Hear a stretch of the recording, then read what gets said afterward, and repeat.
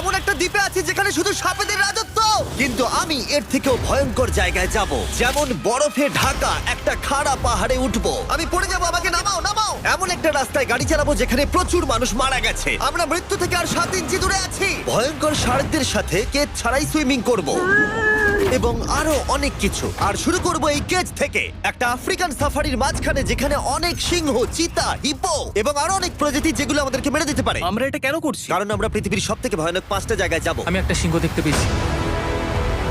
ও মাই god, এটা আমরা কেন করছি? আর যাতে সিংহরা আমাদের কাছাকাছি আসে তাই আমি অনেক মাংস এনেছি।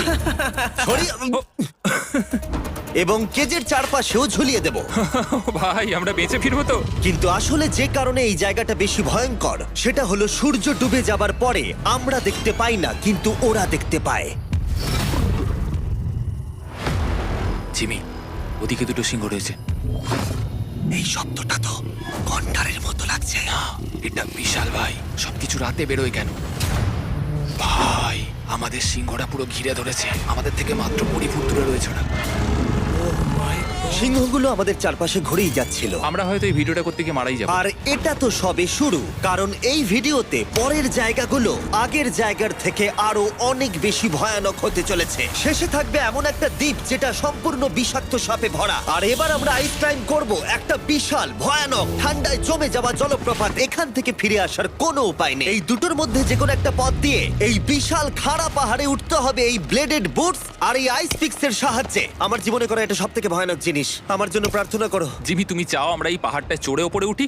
হ্যাঁ, এটা অসম্ভব। সত্যি কথা বলতে আমার মনেই হচ্ছিল না এটা আমরা করতে পারবো। তারপর নোলানের সাথে যা হলো তাতে আমরা আরো বেশি ভয় পেয়ে গেলাম। আমি পারবো না বন্ধুরা, একটু দাঁড়াও। আমি বেরিয়ে যাচ্ছি, আমি পারবো তুমি না। হাল ছাড়তে পারো না। না, আমি পারবো না। আমার বিশ্বাসই হচ্ছে না নোলান এটা করবে। সত্যি ভাবিনি। নোলান কুইট করলো। আমরা কিন্তু প্রায় ওপরের দিকে রয়েছি। তোমরা এখন হাফ অব্দি এসেছো। ও জিমি, নিচের দিকে দেখো না। ও মাই গড। যত উঠছি তত খাড়া হচ্ছে। আমার পা, আমি গ্রিপ পাচ্ছি না। ও ও ও ও। আরে তুমি পড়ে যাচ্ছিলে? ও মাই গড, আমি টপটা দেখতে পাচ্ছি জিমি। এটা আমার করা সব থেকে ভয়ানক জিনিস। আহ! এটা আমি পারবোই। আমাকে ওপরে উঠতেই হবে। দেখাও এটা কতটা খাড়া। প্রায় এসেই গেছি, হাল ছাড়লে হবে না। আর 10% বাকি। আমি এখন কাঁদতেও পারছি না, যদিও এসব করা আমার একেবারেই উচিত নয়। তুমি প্রায় এসেই গেছো জিমি। তবু আমি কোনো মতে এই জলপ্রপাতের উপরে উঠতে পারলাম। আমরা পেরেছি ভাই। আমরা পেরেছি। আহ, কিন্তু আমার মনে হয় নোলান একদম ঠিক করেছে। কিন্তু এবার আমরা দেখবো নোলান লিস্টের 3rd প্লেসে গিয়ে কি করে, যেটা অবস্থিত বলিভিয়ায়। সেখানকার ডেথ রোডে আমরা ড্রাইভ করব। আর এখন আমরা রয়েছি পৃথিবীর সব থেকে বিপজ্জনক রাস্তায়। এই জায়গাটা যে কোনো স্কাই স্ক্রিপারের থেকে অনেক বড়। আমি বুঝতে পারছি না আমরা কেন এখানে এলাম। মিথ্যে বলছি না, এই রাস্তায় অনেকজন মারা যাওয়ার কারণে এই রাস্তাটা 1 যুগ আগেই বন্ধ করে দেওয়া হয়েছিল। এই রাস্তায় গড়ে প্রতি বছর 300 জন মারা যেত, কিন্তু আমাদের কাছে গভর্নমেন্ট পারমিশন রয়েছে, তাই আমরা এই রাস্তা দিয়ে যেতে পারি। পারমিশন না পেলে খুব ভালো হতো। চিন্তা করো না, কিচ্ছু হবে না, না। আমার তো চিন্তা হচ্ছে।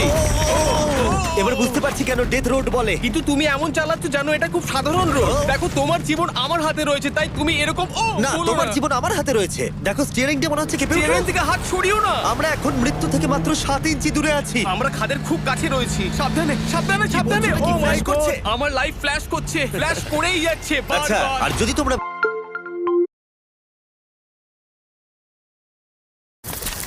এই সাপের বিষ কতজন মানুষের জীবন বাঁচাতে পারে? প্রায় 1000 জনের। ও, এটা তো অসাধারণ। সারা বিশ্বের যত অ্যান্টিভেনম পাওয়া যায় তার 90% ব্রাজিল থেকেই পাওয়া যায়। তার মানে হলো যতগুলো সাপ আমরা ধরবো তত হাজার মানুষের জীবন বাঁচবে। জিমি, ওখানে আরেকটা সাপ রয়েছে।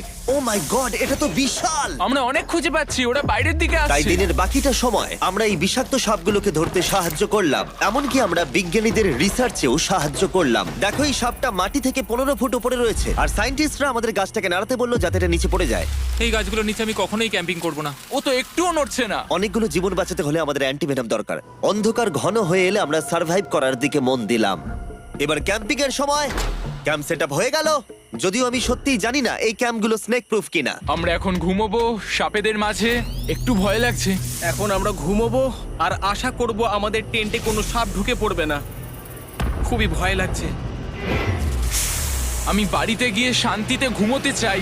তাই আমাদের মনে একটাই চিন্তা ঘুরপাক খাচ্ছিল, যত তাড়াতাড়ি সম্ভব এখান থেকে বেরোতে হবে। আমি শুধু বাড়ি যেতে চাই। একটা বিশাল আইস মাউন্টেনে ওঠা থেকে শুরু করে এমন রাস্তায় ড্রাইভ করা যেখান থেকে 1000 ফুট নিচে পড়ে যাওয়ার সম্ভাবনা আছে, শার্কে ঘেরা সমুদ্রের মাঝে সাঁতার কাটা কোনো কেদ ছাড়াই, এবং সবার শেষে আমরা স্নেক আইল্যান্ড সার্ভাইভ করেছি এবং কেউ